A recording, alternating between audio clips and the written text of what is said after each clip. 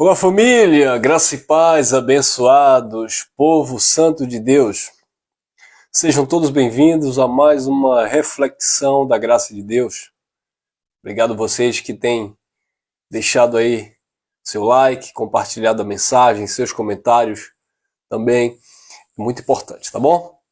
Gratidão sempre a todos vocês que estão aí conectados aqui conosco.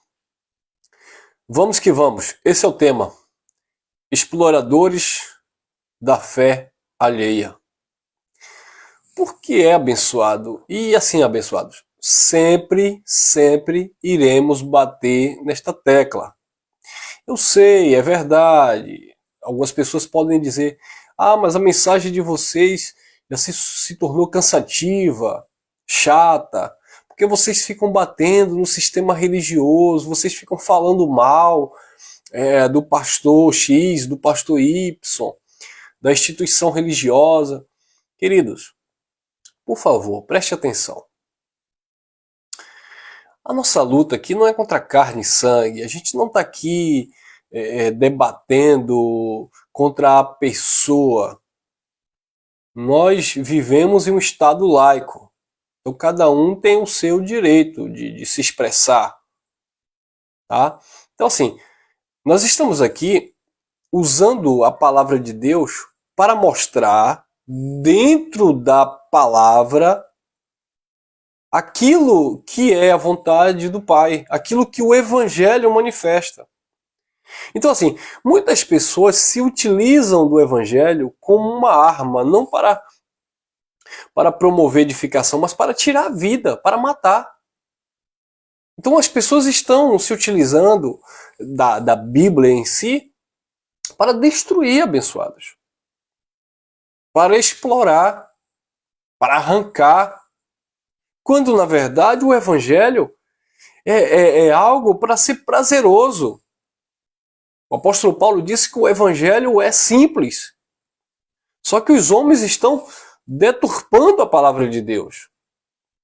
E nada podemos contra a verdade, senão em favor da verdade. Então, os filhos de Deus que amam a verdade, sabe, que velam para que a verdade prevaleça, nós sempre iremos defender aquilo que está escrito dentro de uma coerência, dentro de uma revelação que a palavra manifesta. Então eu fico muito triste, abençoados, quando vejo tantos exploradores aí em nome de Deus, explorando em todos os aspectos, explorando não apenas financeiramente, abusando financeiramente das pessoas, mas também intelectualmente, sabe? Não deixando as pessoas pensarem, não deixando as pessoas aprenderem. Jesus de Nazaré, ele disse, conhecereis a verdade vos libertará. O que existe pessoas estão presas, porque não conhecem, não têm acesso à verdade.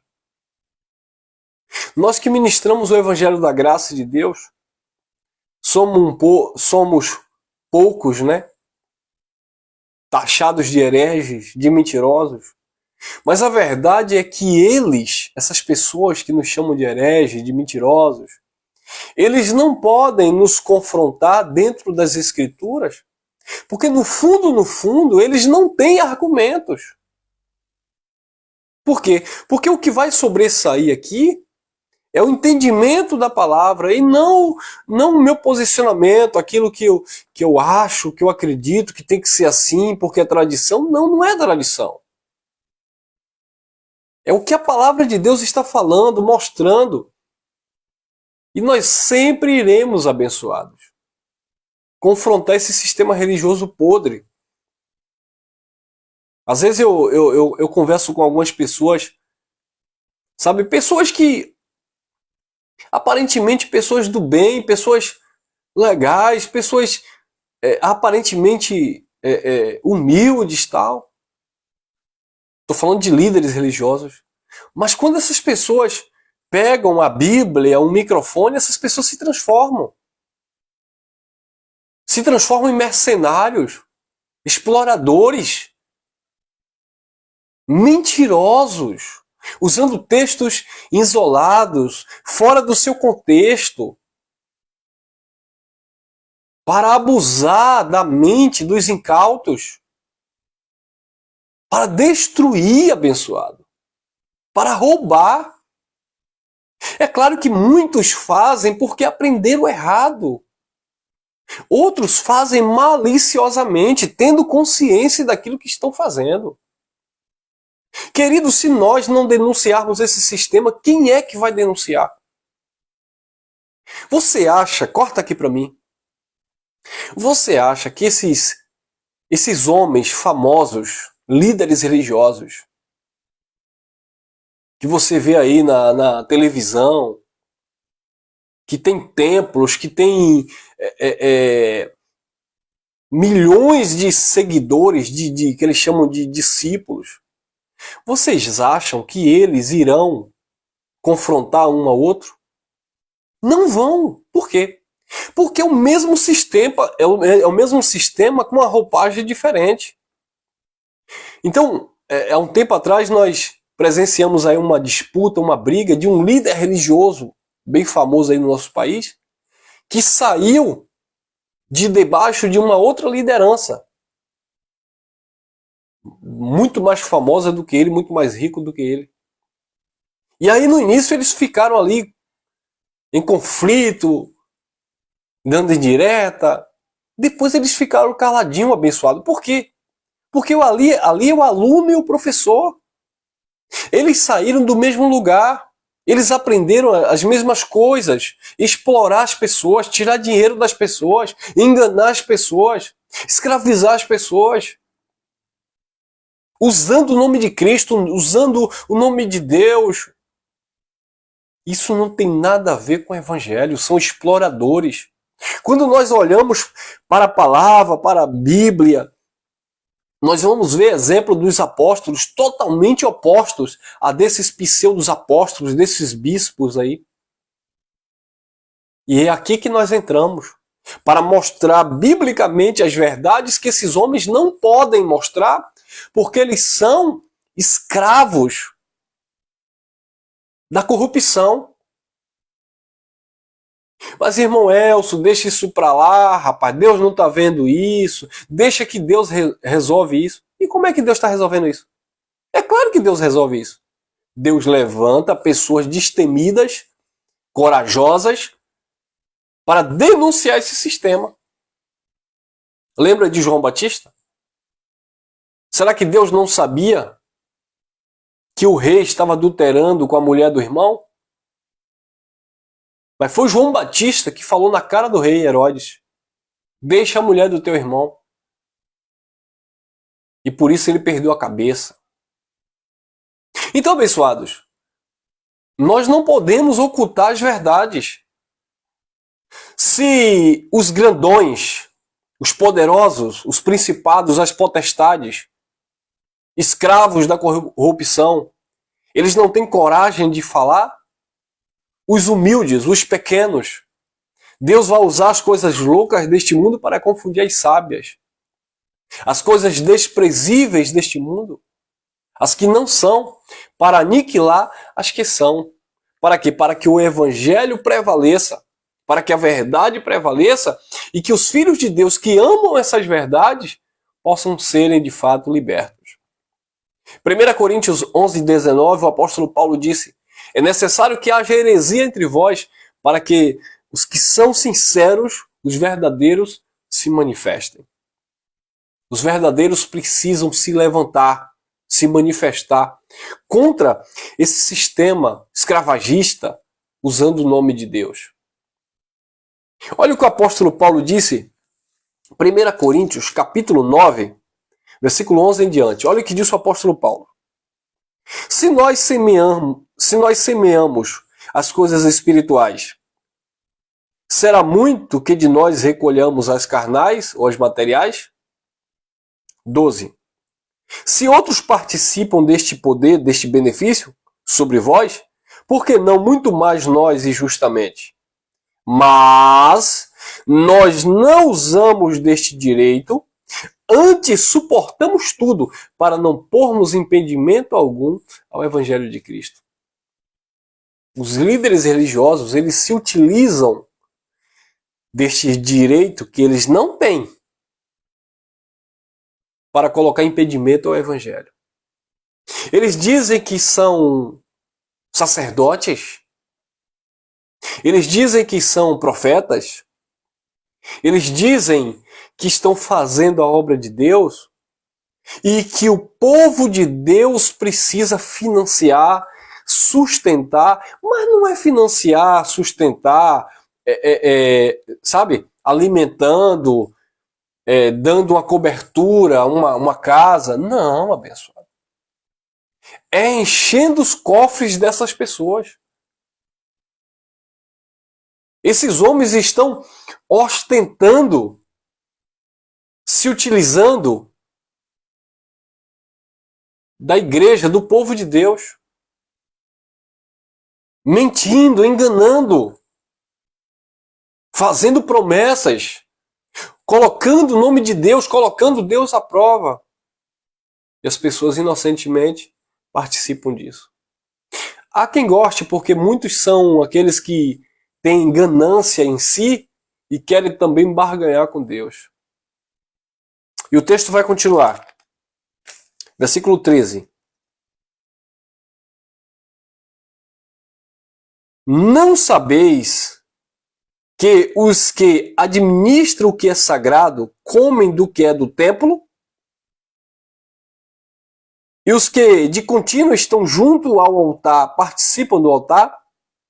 Assim também ordenou o Senhor aos que anunciam o Evangelho que vivam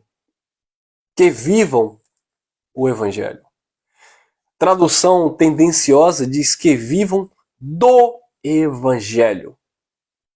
Aí eles utilizam esses textos para dizer, não, aí ó, quem anuncia o que é sagrado, disse o apóstolo Paulo, quem participa do altar, ele se alimenta continuamente do altar. Querido, primeiro que altar era na nova aliança. Paulo estava fazendo um paralelo àquilo que acontecia na lei, era da velha aliança, melhor dizendo. Altar e templo aqui se refere à velha aliança, onde os sacerdotes da tribo de Levi, que não tinha herança entre as tribos, mas eles viviam exclusivamente, especificamente para a obra no templo. Era o ofício deles. Então, eles viviam daquilo que era colocado no templo.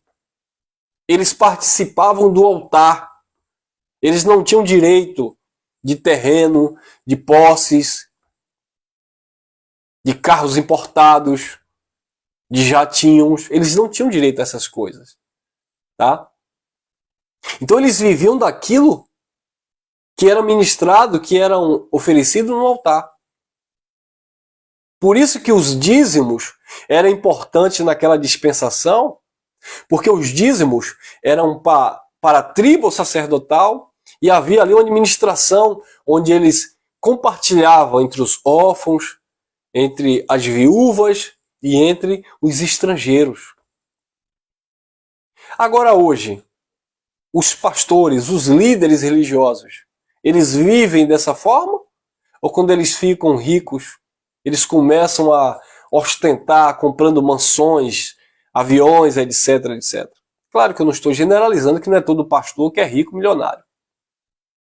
Mas eu estou falando dos grandões aí. Exploradores da fé. Usando o nome de Deus, usando textos isolados para se enriquecerem à custa do povo de Deus.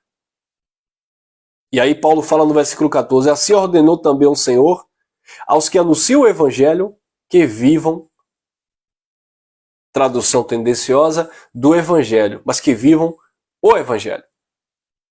Então, o Evangelho, ele promove ostentação, riqueza. Não. Viver o Evangelho é usufruir, desfrutar do reino de Deus. sabendo que o Pai vai suprir as suas necessidades e que você não tem que ficar desesperado, porque Ele cuida de você, porque você confia na sua palavra. E viver o Evangelho não é algo restrito para uma liderança religiosa. É para os filhos de Deus. Todos os filhos de Deus têm o direito de viver o Evangelho. Usufruir das bênçãos do Evangelho. Do reino de Deus, que disse Paulo, não é comida, não é bebida, mas é paz, justiça e alegria no Espírito Santo. Eu estava um outro dia aqui ouvindo uma conversa próximo aqui à minha casa, onde um crente, ele conversando com uma líder religiosa, uma pastora, ele disse assim: mas Deus não prometeu riqueza. Não significa que os líderes religiosos têm que ser ricos, milionários. E aí a líder religiosa, a pastora, ela gritou: e Abraão não era rico? Davi não era rico? Você quer dizer que nós temos que ser pobres? E eu falei: olha que coisa, né, abençoado? Olha com quem a pessoa estava se comparando. Abraão, patriarca da fé dos judeus. O rei Davi, um dos reis mais prósperos de Israel. Então, observe os personagens que esta pessoa estava usando. Até mencionou o rei Salomão. O rei Salomão era muito rico. Então, nós temos essa prosperidade. Interessante, né, abençoado? Eu não vi falando de João Batista, que comia gafanhoto com mel silvestres.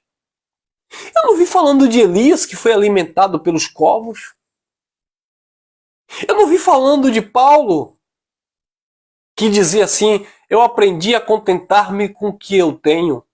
Sei ter fartura, mas também e aprendi a padecer necessidade. Eu sei estar com fome. Eu sei passar frio. Eu não vi essa pessoa mencionando abençoados. Pedro, que era um simples pescador. Eu não vi essa pessoa mencionando aqueles discípulos lá da igreja primitiva que compartilhavam o pão. Eu não vi essa pessoa mencionando aqueles seguidores de Jesus que Jesus teve que pedir pão e peixe para multiplicar, para saciar a fome daquelas pessoas. Mas havia comunhão, havia verdade, havia amor? Não. Mas os líderes de hoje, não generalizando, eles se espelham em Davi. Eles se espelham, primeiro que Davi foi um rei, tá? Davi não foi um pastor de igreja. Davi não foi um apóstolo. Davi não foi um missionário. Davi foi um rei. Mas eles se espelham nesses homens ricos, nesses reis. E aí, eles vêm com essas mensagens, com essas palavras persuasivas para iludir o povo de Deus, para explorar o povo de Deus, de que eles têm que ser abençoados. Eu lembro de um caso que me contaram na minha cidade, onde os empresários daquela instituição religiosa disseram assim: vamos presentear o nosso pastor. É aniversário dele, vamos presenteá-lo. E ele tinha um carro básico. E aí foram em uma concessionária e agilizaram lá, né, para que aquele pastor fosse lá e tivesse acesso a um carro novo. E eu soube, né, que eles conversaram e disseram: não, eu acredito que ele vai pegar esse carro aqui, afinal de contas é um carro bom, um carro popular. Vamos liberar aí. Olha, quando o pastor chega aqui, pode liberar aí. Eu acredito que ele, por ser uma pessoa humilde, vai adquirir um carro desse. E aí chegaram para o pastor e disseram: olha, seu presente está lá assim, assim, na concessionária, vai lá e pegue. E o pastor foi. Quando chegou lá, o pastor bateu o olho. Em um Corolla lindo, de na época quase 90 e poucos mil reais. Ele disse: eu quero esse aí. Aí liberaram o carro. Me contaram, mas eu dei risada, que quando esse pastor chegou no templo, aqueles empresários, aqueles irmãos que se uniram para presentear aquele pastor, ficaram desesperados, com mão na cabeça. Meu Deus, eu achei que o pastor era mais simples, mais humilde, ia chegar lá e pegar um carro básico. O homem foi lá e pegou o top dos tops dos tops. E eles ficaram desesperados, sem saber o que fazer. Diz que o pastor falou assim para eles: eu não sou homem de Deus, eu não abençoo vocês com a palavra, eu não oro por vocês, pois Deus tem um melhor para mim, bem como para vocês.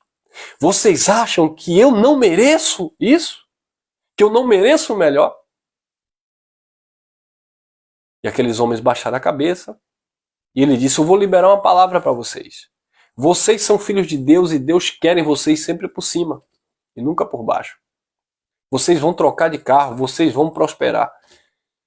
Segundo informações, pouco tempo depois, aqueles empresários, todos eles, trocaram de carro, pegaram um carro melhor. Por certo, enfrentaram alguma dificuldade financeira, mas tiveram que adquirir. Por quê? Porque o pastor foi lá, pegou o melhor e incentivou a todo mundo a dar um jeito, mas para pegar o melhor. Porque a teologia da prosperidade tem invadido esses altares a ponto, abençoados, de injetar na mente do povo de Deus que para ser de Deus você tem que ser rico financeiramente, próspero, você tem que ter, você tem que ter, você tem que ter.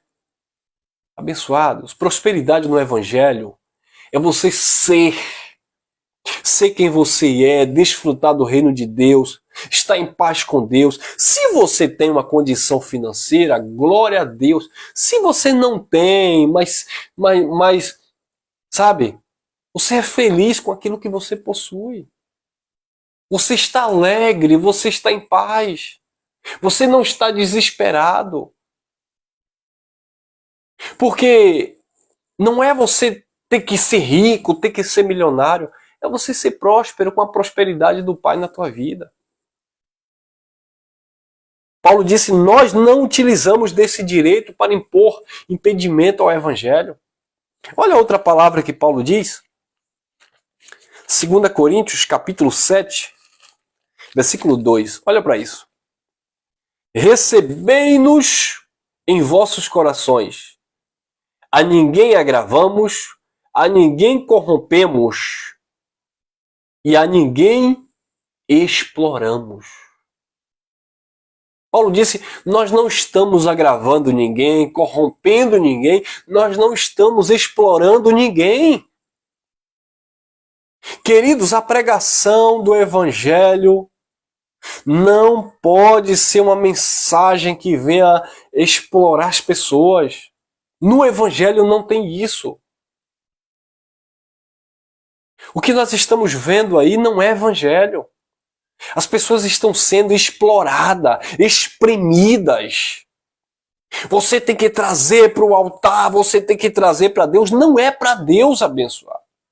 Você tem que dar, você tem que sacrificar e as pessoas estão se acabando. E tem gente que vende latinha abençoado. Tem gente que deixa de tomar o seu leite, se bem que está uma caristia que só. Tem gente que deixa de alimentar sua família, comprar o seu pão, para levar para as igrejas, dizendo, achando que estão levando para Deus. Deus nunca precisou do seu dinheiro. Deus não é servido por mãos de homens. Você quer servir a Deus? Você quer agradar a Deus com seus bens financeiros? Você quer agradar a Deus com seu dinheiro? Pegue daquilo que você tem e ajude alguém que está faminto. Ajude alguém que está passando necessidade.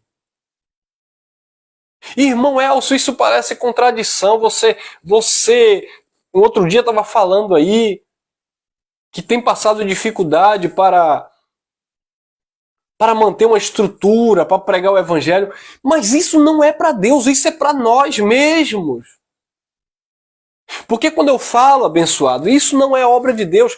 Quando eu falo que reunimos pessoas, e muitas vezes no meio dessas pessoas existem pessoas carentes, pessoas que precisam de um apoio, pessoas que ligam para mim precisando de uma ajuda. Eu sozinho não posso fazer, muitas vezes com a cooperação de um irmão, com a ajuda de um irmão, algum irmão que nos ajuda doando uma cesta básica, a gente vai lá, compartilha, divide, toma aqui, ajuda ali. Irmãos que no nosso meio muitas vezes precisa de um gás de cozinha, a gente não tem condição de ajudar, a gente compartilha ali, divide entre irmãos, vai lá e ajuda. É nesse sentido que nós falamos.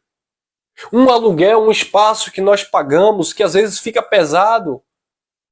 Então é com a ajuda de um irmão aqui, com a ajuda de outro irmão ali, a gente vai, paga uma energia, paga uma internet, paga um espaço de aluguel, mas tudo voluntariamente, tudo dentro de uma consciência pura de que ninguém ali está fazendo para Deus, não é para Deus, não é Deus que está pedindo, não é porque você tem que dar para Deus que Deus vai te dar, não é porque eu sou homem de Deus e você tem que me manter. Você não tem que me manter coisíssima nenhuma.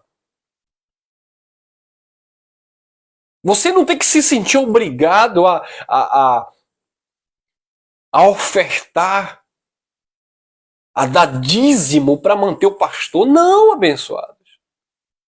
Ah, irmão, mas você leu e a palavra diz que aquele que prega o evangelho, que viva do evangelho. Viver o evangelho não é explorar usando o evangelho, não.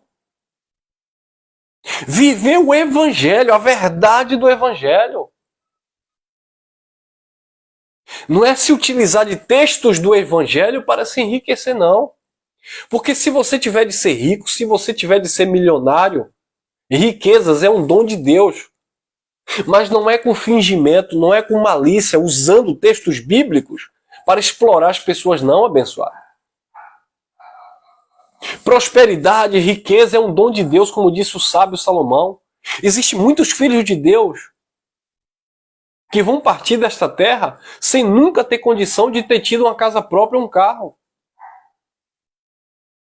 Existem muitas pessoas que praticam diversas religiões, ou até pessoas que não acreditam em Deus, que vão ser e são milionárias. Então você não pode medir Deus por aquilo que o homem tem. Os filhos de Deus aprenderam a ser gananciosos, materialistas. Ah, aquele pastor é um homem de Deus. Olha, irmão, ele tem 2 carros, ele tem uma casa na praia.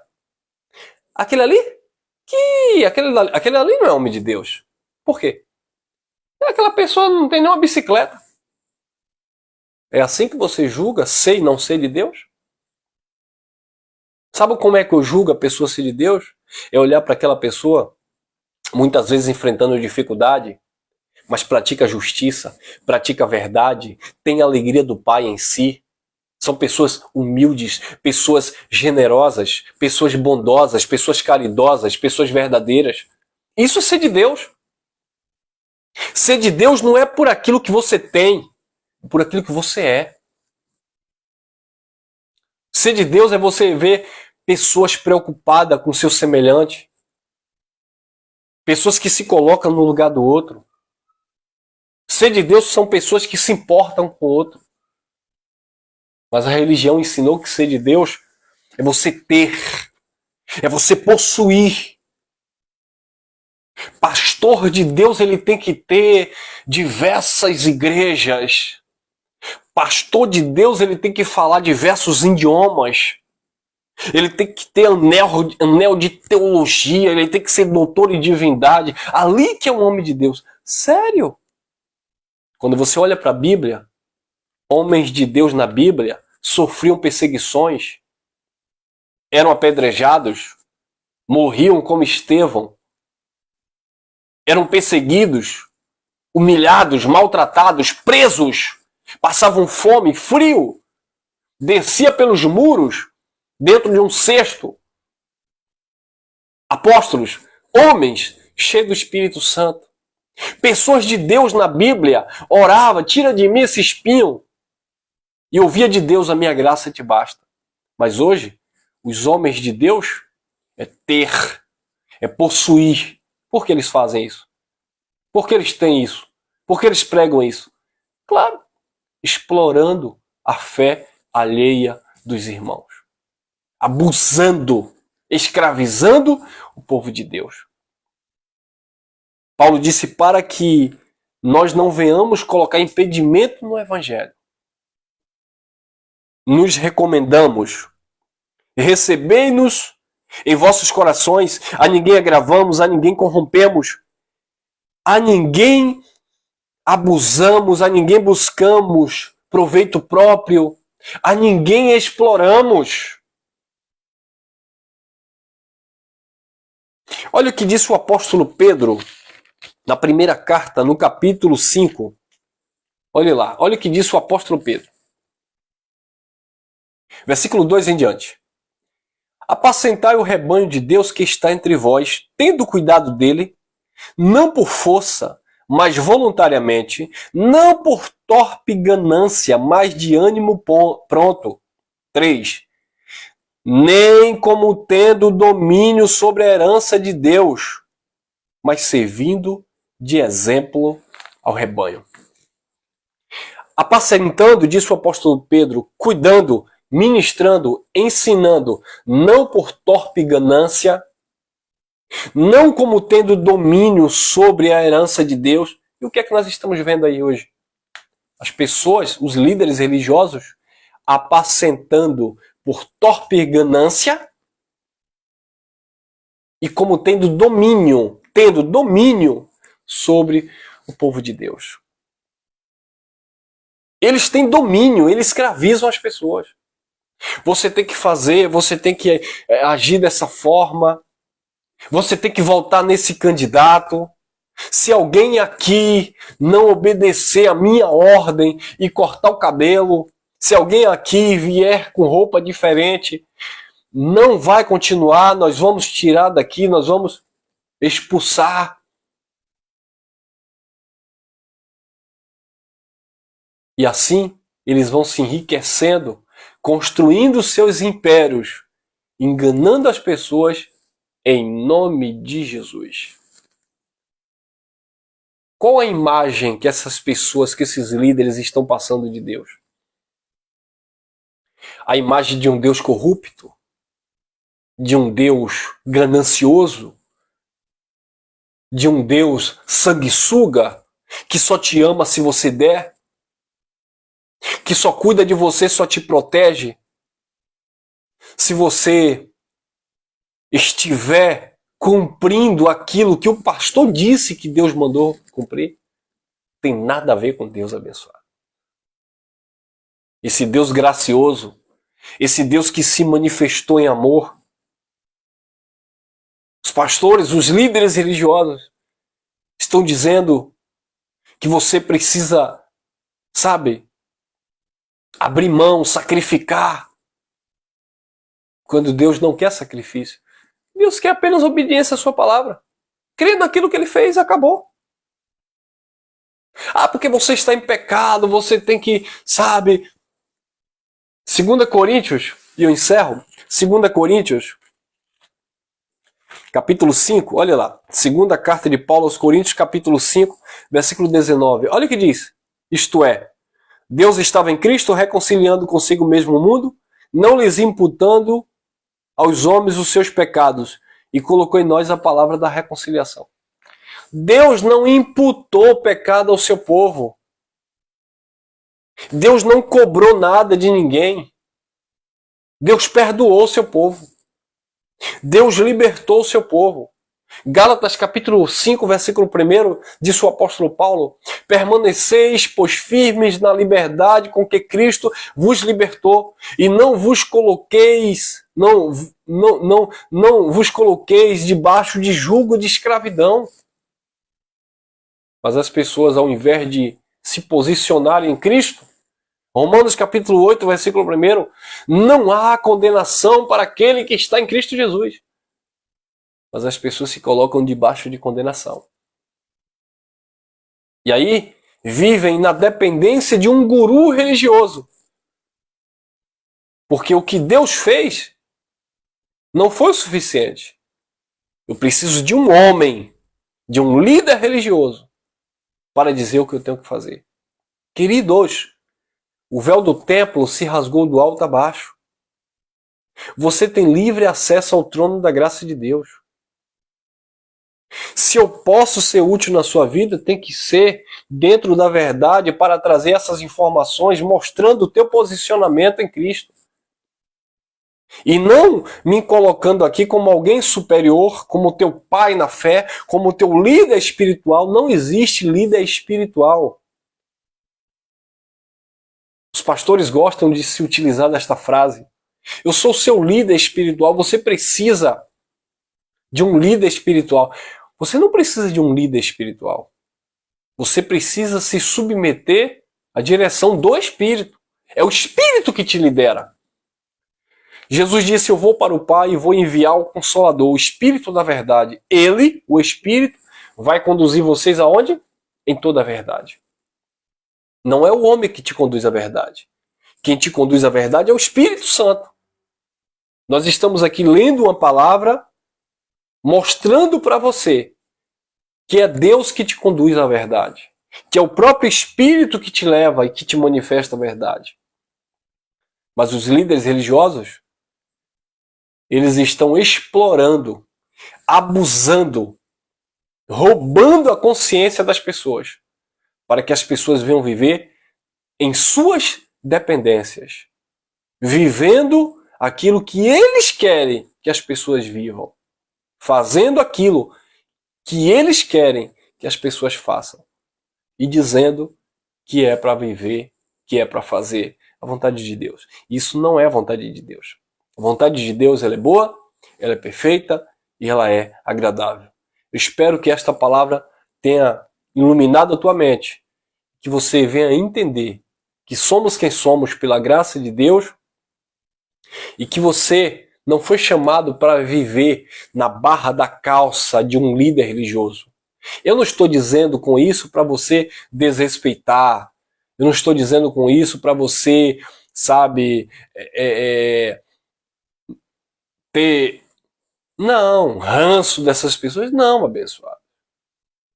Talvez você que esteja me assistindo, você congrega em uma instituição religiosa. Ô meu irmão, então agora eu vou chegar lá, vou dar um tapa na cara do pastor, vou dizer que ele não vale nada. Não é isso, abençoado. Honra como ser humano, como irmão em Cristo. Sabe? Se a pessoa está lá, se a pessoa se propôs a estar lá dando uma palavra, ministrando, tá bom. Mas é para você entender que não é ele que direciona a sua vida e que ele não é teu pai na fé. Teu pai é Deus. Tá bom? O apóstolo Paulo disse em Gálatas capítulo 4, versículo 19, eu sinto dores de parto até que Cristo seja formado em vós. Então é Cristo que tem que ser formado na nossa mente. Jesus de Nazaré, ele disse para os seus discípulos, ele falou, olha, os fariseus, hipócritas, eles gostam de ser reconhecidos na praça, fazer orações em pé, serem chamados de mestres, de senhores, de pastores, de apóstolos. Isso é farisaísmo.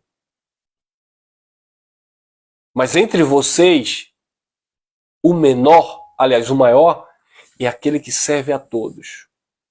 Porque um só é o vosso mestre, Cristo. Um só é o vosso pastor, aquele que guia a verdade. Entre vocês não haverá aquele que se denomina maior, superior.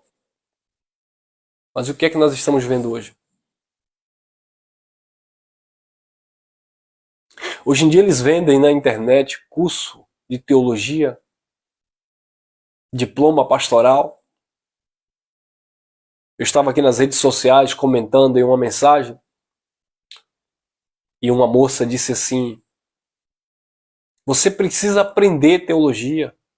Eu não vou te ensinar por aqui não. Eu disse, nossa, a teologia moderna, A teologia religiosa só traz escravidão na vida das pessoas. Porque mostra que você depende do outro, que você depende do líder, que você depende... Queridos, nós precisamos uns dos outros, independente se ele se denomina pastor. Eu preciso de você. E você um dia pode precisar de mim. Nós precisamos um dos outros. Quem não reconhece isso não tem humildade, não entende que nós dependemos, precisamos uns dos outros. Independente do que ele seja. Eu posso um dia precisar de um ateu, de um padre, de um pastor, de um irmão. Porque não é esses títulos que definem